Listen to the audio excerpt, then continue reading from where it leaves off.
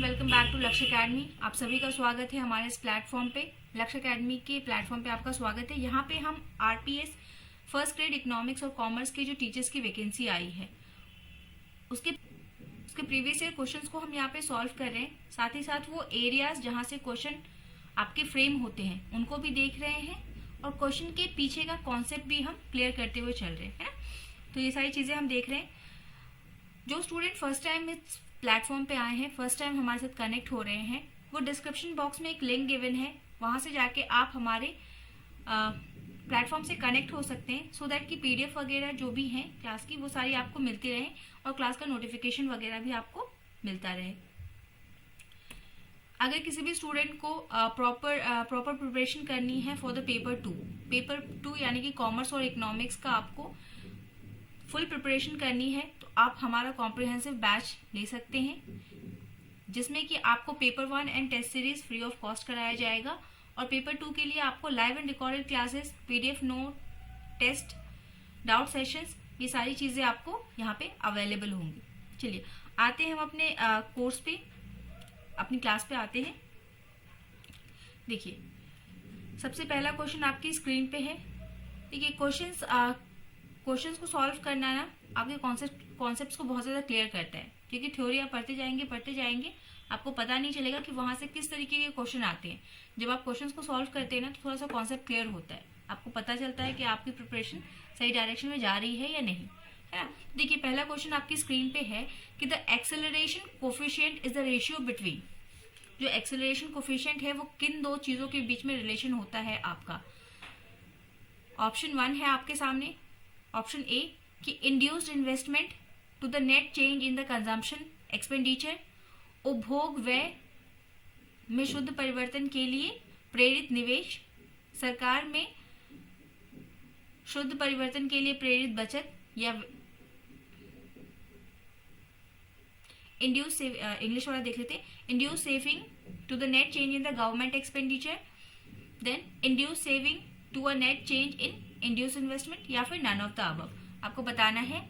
या देखिए हमारे यहाँ पे की पॉइंट क्या है हमारा कि एक्सेलरेशन कोफिशिएंट क्या होता है, ठीक है। तो देखिए एक्सेलरेशन कोफिशिएंट जो है हमारा वो क्या होता है, इंड्यूस इन्वेस्टमेंट और net changes in the consumption के बीच में एक रेशियो होता है। कंजम्पशन एक्सपेंडिचर जो है इन्वेस्टमेंट एंड कंजम्पशन एक्सपेंडिचर के बीच का एक रेशियो है, जिसको हम क्या बोलते हैं, एक्सेलरेशन कोफिशिएंट या फिर त्वरण गुणांक इसको हम बोलते हैं। क्वेश्चन नंबर 2 देखेंगे।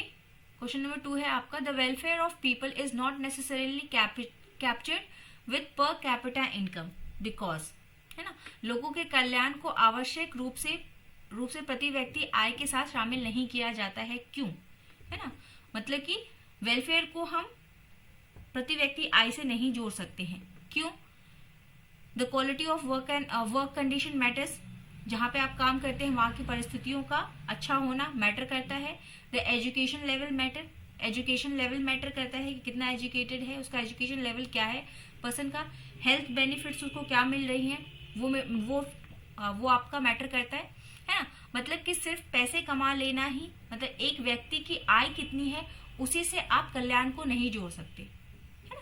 क्वेश्चन के कहने का आपका सीधा सीधा मतलब ये है कि ये सारी चीजें भी मैटर करती हैं। तो इस हिसाब से आंसर क्या हो जाएगा, और एकदम सही बात है ना। आप किसी भी कंडीशन में काम नहीं कर सकते, है ना। आपकी हेल्थ को नुकसान हो और पैसे बहुत मिले तो आप वहां काम नहीं कर सकते। एजुकेशन लेवल मैटर करता है, वर्किंग कंडीशन भी मैटर करती है, ठीक है। नेक्स्ट क्वेश्चन देखेंगे, बड़ा ही इजी क्वेश्चन है, ये टॉपिक हम काफी बार डील भी कर चुके हैं कि मॉनेटरी पॉलिसी की पॉइंट है आपका मॉनेटरी पॉलिसी, है ना। मॉनेटरी पॉलिसी से क्वेश्चन लिया गया है। मॉनेटरी पॉलिसी, फिस्कल पॉलिसी, ये सब आपको एकदम जुबान पे होने चाहिए कि मॉनेटरी पॉलिसी का इनमें से टूल कौन सा नहीं है। Repo, OMO, open market operations, selective credit control, है ना, या फिर टैक्सेस, कौन सा नहीं है।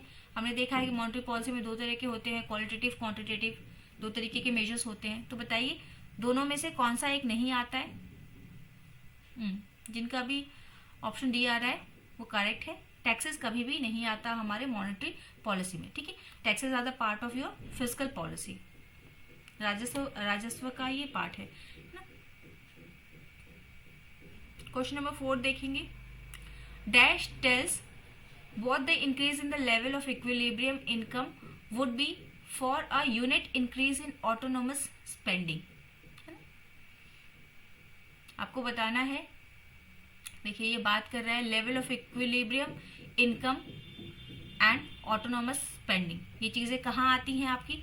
एक्सेलरेटर तो अभी हमने देखा है ना, जो अभी इससे सबसे पहला क्वेश्चन जो था आपका एक्सेलरेशन कोफिशिएंट है ना, उसी को हम एक्सेलरेटर भी बोलते हैं. योर एक्सेलरेशन कोफिशिएंट या फिर एक्सेलरेटर, दोनों एक ही चीजें हैं आपकी, है ना. तो ये तो नहीं होगा क्योंकि वो हमने देखा कि किन दो चीजों के बीच में आपका रेशियो होता है. वहां पे कहीं भी इक्विलिब्रियम इनकम की बात नहीं आई, ना ही ऑटोनोमस स्पेंडिंग की बात आई. एक्सेलरेटर इन्फ्लेशन भी हम जानते हैं, ये भी नहीं होगा. एक्सेलरेटर भी नहीं होगा. फिलिप्स कर्व और मल्टीप्लायर के बीच में आप फंस सकते हैं. तो इसका आंसर क्या है? Multiplier is the right answer, है ना. मल्टीप्लायर हमें क्या बताता है कि जो आप इन्वेस्टमेंट कर रहे हैं, है ना, जो आपका इन्वेस्टमेंट है और ऑटोनोमस स्पेंडिंग के बीच में आपको रिलेशन बताता है कि आपका इनकम लेवल कुछ भी हो, है ना, कम हो ज्यादा हो, उसका इफेक्ट आपका ऑटोनोमस स्पेंडिंग पे नहीं पड़ता. ऑटोनोमस स्पेंडिंग मतलब स्वायत्त व्यय जो होने हैं या होंगे ही होंगे, है ना, उनको आप कंट्रोल नहीं कर सकते. तो वो क्या है? आपका मल्टीप्लायर आपको बताता है. ओके. क्वेश्चन नंबर 5 देखेंगे. That dash refers to the effect of scale relationship and is a long seen analysis of production. Dash पैमाने संबंधों के प्रभाव को संदर्भित करता है और उत्पादन का एक लंबे समय से देखा गया विश्लेषण है ना.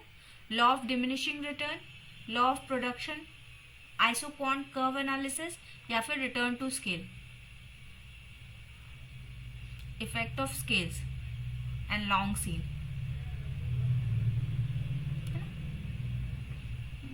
जिनका भी डी है करेक्ट है. रिटर्न्स टू स्केल हमें क्या बताता है कि विद इंक्रीज और डिक्रीज इन द इनपुट, जितना भी आप इनपुट को इंक्रीज और डिक्रीज करोगे उस प्रपोर्शन में हमें क्या मिलता है? रिटर्न मिलता है ना. स्केल्स ऑफ रिटर्न मतलब जैसा इनपुट उस हिसाब से आपको रिटर्न्स मिलेंगे. यानी कि रिटर्न मतलब यहाँ पे क्या है? आउटपुट से आपका मतलब है. नेक्स्ट बड़ा ही इजी क्वेश्चन है कि average revenue is the revenue earned.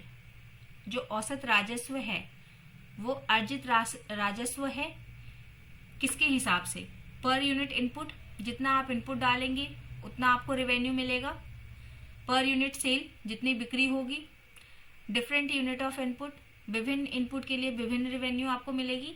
या फिर डिफरेंट यूनिट्स ऑफ आउटपुट, उत्पादन जितना आप करेंगे उस हिसाब से आपको रिवेन्यू मिलेगा. तो बड़ा ही सिंपल है कि पर यूनिट सेल्स, जितना आप सेल्स करेंगे उतना आपका क्या है? रिवेन्यू जनरेट होगा. ठीक है. सेल से रिवेन्यू आती है, बाकी ना ही इनपुट से हमारी रिवेन्यू आती है. तो इनपुट वाले दोनों कट गए. आउटपुट से भी हमारा रिवेन्यू नहीं आता है ना. आपने प्रोड्यूस करके रख लिया है, आपने आउटपुट करके रख लिया है, उसको सेल नहीं कर रहे, then there will be no revenue. Okay. Revenue will only flow when there is a sale, है ना. जब आप यूनिट्स को प्रोड्यूस यूनिट्स को सेल करोगे तभी आपका रिवेन्यू का इनफ्लो होगा. ओके. क्वेश्चन नंबर 7 देखिए. एजुकेशन से हाँ आपका बीइंग अ टीचर आपका क्या है? एजुकेशन सिस्टम से भी आएगा कुछ. क्वेश्चन कहता है कि which one of the following factor is a barrier to verbal classroom communication. ठीक है. अगर मौखिक कक्षा चल रही है तो उसमें आपका बैरियर के रूप में यानी कि बाधा के रूप में क्या काम कर सकता है? Use of simple language and symbols. आप सीधे सरल शब्दों का, भाषा का और चिन्हों का यूज कर रहे हैं, प्रतीकों का यूज कर रहे हैं. Unclear graphics. देखिए यार ध्यान रखिएगा, बाधा की बात कर रहा है ना. Unclear graphics and symbols, use of different resources and methods, use of less verbalism. क्या आपका इफेक्ट करेगा? क्या बाधा के रूप में काम करेगा? बी, है ना. अनक्लियर ग्राफिक्स एंड सिंबल, ऐसी भाषा, ऐसे ग्राफिक्स या ऐसे प्रतीक अगर आप यूज करते हैं जिनका मतलब क्लियर नहीं है ना, अनक्लियर है, तो वो क्या है, एक बाधा के रूप में काम करेगा. Next question, which is not an example of cooperative learning. Cooperative learning का इनमें से एक एग्जाम्पल नहीं है ना. कोऑपरेटिव लर्निंग मतलब interaction between both the teacher and the students, यही है ना. क्या नहीं है इसमें से, problem based learning, think pair share, jigsaw या फिर project based learning.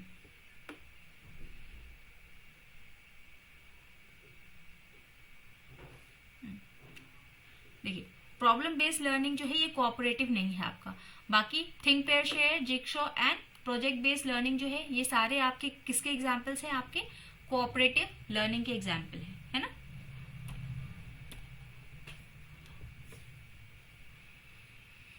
Next question number 9 आपकी स्क्रीन पे है. Dash is a way of summarising data in the form of typical representative value. Summarise, हम यहाँ पे डाटा को समराइज कर रहे हैं, है ना. किस में हम समराइज करेंगे, measures of saving, measuring of multiplier, measuring of accelerator और मेजर्स ऑफ सेंट्रल टेंडेंसी. देखिए ये दोनों तो आपने अभी अभी देखा है, रूल आउट कर सकते हैं. मेजर्स ऑफ सेविंग, यहाँ ना इन्वेस्टमेंट की कोई बात है ना सेविंग की कोई बात है, तो मेजर्स ऑफ सेविंग भी नहीं होगा.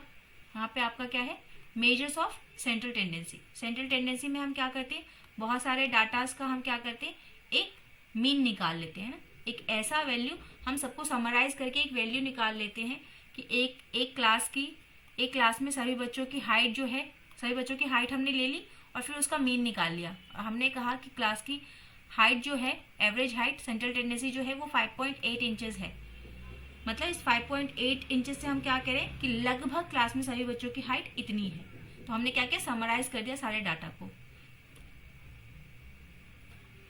Next question number 10 on your screen. High power money is produced by. High power money को प्रोड्यूस कौन करता है आपका, central bank and government of India, central bank and commercial bank या फिर नन ऑफ द अबव. बताना है आपको हाई पावर मनी कौन प्रोड्यूस करेगा.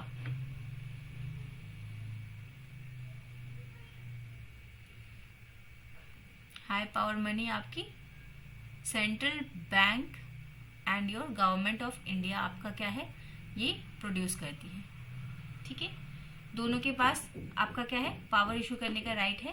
दोनों ही हाई पावर मनी को आपके प्रोड्यूस करती हैं. They are the supreme of your banking and financial system in your India. Okay, next question number 11 करेंगे. अकॉर्डिंग टू द हैविगर्स, which is not the development task of a adolescent. एक किशोरावस्था का कौन सा विकास कार्य नहीं है ना. Except the physical body structure and keep it healthy. किशोरावस्था में होने वाले फिजिकल और स्ट्रक्चरल चेंजेस को एक्सेप्ट करना और उसको हेल्दी रखना. Become socially responsible, become more happy and healthy, prepare for a job and career.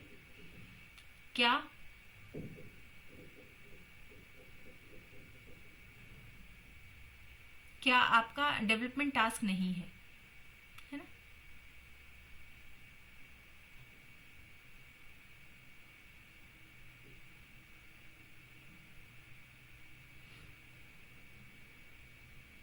देखिए हैविगर्स का क्या है, इन्होंने 11 फैक्टर्स दिए हैं आपको, है ना. 11 डेवलपमेंट टास्क दिए हैं किशोरावस्था के लिए. उसमें आपका becoming more happy and healthy जो है ये एक फैक्टर नहीं है ना.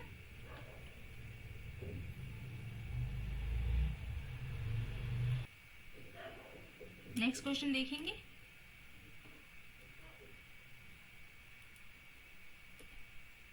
क्वेश्चन नंबर 12 है आपका. To promote fair trade between the nations is the goal of. इनमें से कौन सी ऐसी संस्था है जिसका गोल क्या है आपका? फेयर ट्रेड को कंडक्ट कराना। नेशंस, राष्ट्र के बीच आपका जो है निष्पक्ष व्यापार को बढ़ावा देना किसका लक्ष्य है? वर्ल्ड ट्रेड ऑर्गेनाइजेशन का, वर्ल्ड बैंक का, IMF का या वर्ल्ड हेल्थ ऑर्गेनाइजेशन का, है ना? बड़ा ही सिंपल सा है, फेयर ट्रेड कराना है तो ये किसका काम है? वर्ल्ड ट्रेड ऑर्गेनाइजेशन का। ठीक है, ऐसी संस्थान जो कि विश्व के विभिन्न राष्ट्रों के बीच में फेयर ट्रेड करवाती है, उसको फैसिलिटेट करती है, वो कौन है? आपकी WTO, है ना, वर्ल्ड ट्रेड ऑर्गेनाइजेशन। नेक्स्ट बताना है आपको, ये सीरीज दी हुई है, इसका मोड बताना है, मीन मीडियन मोड, अवगत होंगे आप, मीन मीडियन एंड मोड। ठीक है, मोड क्या होता है? हाई फ्रीक्वेंसी वाली चीजें, ऐसी संख्या जो कि बार बार रिपीट हो रही है वो क्या हो जाती है? आपकी मोड। आपको बताना है इसमें क्या आपका मोड होगा। 19, 13, 1, 4। देखिए 4 आपका 4 का रिपीटेशन है, 4 एक से ज्यादा बार आ रहा है, सबसे ज्यादा आवृत्ति वाला संख्या कौन सा है आपका? 4। तो this will be your mode. ये आपका क्या है?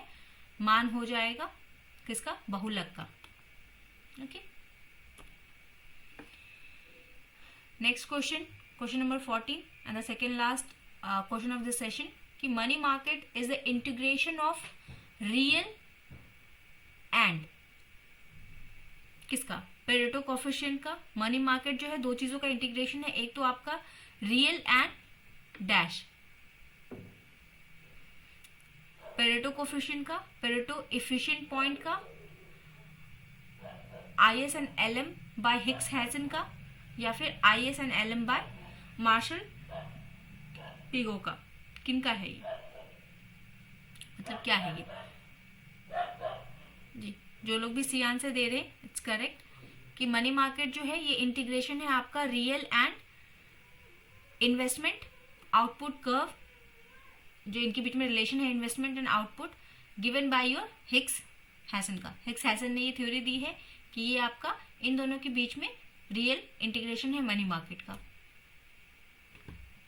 नेक्स्ट एंड लास्ट क्वेश्चन कि when the inflammation beyond an acceptable level takes place the country central bank, अगर इन्फ्लेशन यानी कि मुद्रास्फीति किसी भी देश में, किसी भी कंट्री में अगर एक मतलब स्वीकार करने योग्य लेवल से ज्यादा हो जाए, है ना, मतलब कि एकदम हाई लेवल पे चला जाए, तो उस वक्त सेंट्रल बैंक का काम क्या होगा? वो क्या करे? डिक्रीज द बैंक रेट्स को कम कर दे। ये भी आपका कहाँ का है?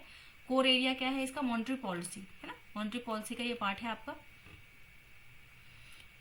तो बैंक्स को क्या, सेंट्रल बैंक को क्या करना चाहिए? डिक्रीज द बैंक रेट्स को घटा दिया जाए, इंक्रीज द बैंक रेट को इंक्रीज कर दिया जाए, does not change the bank rate को कुछ करने की जरूरत नहीं है, इंक्रीजेज द इन्वेस्टमेंट या फिर इन्वेस्टमेंट को बढ़ावा दे दे, है ना।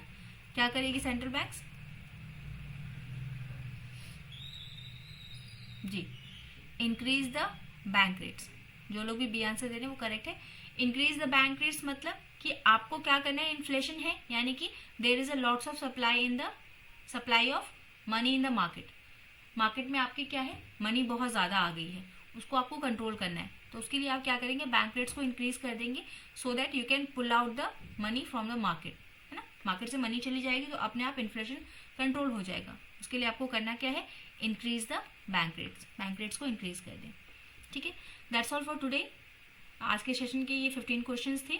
आज के कोर कॉन्सेप्ट्स हमने 2-3 देखे हैं, इनको रिवाइज कर लेंगे आप। पहला कॉन्सेप्ट एक नया हमने देखा एक्सेलरेटर का, देन हमने देखा मल्टीप्लायर का। एक्सेलरेटर क्या होता है, मल्टीप्लायर क्या होता है, देन आपने देखा एक मॉनेटरी पॉलिसी रिपीट हुई है, मॉनेटरी पॉलिसी को फिर से कर लेंगे आप।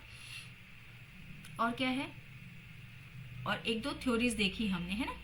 ये ISLM जो कर्व है इसको बहुत बढ़िया से कर लीजिए।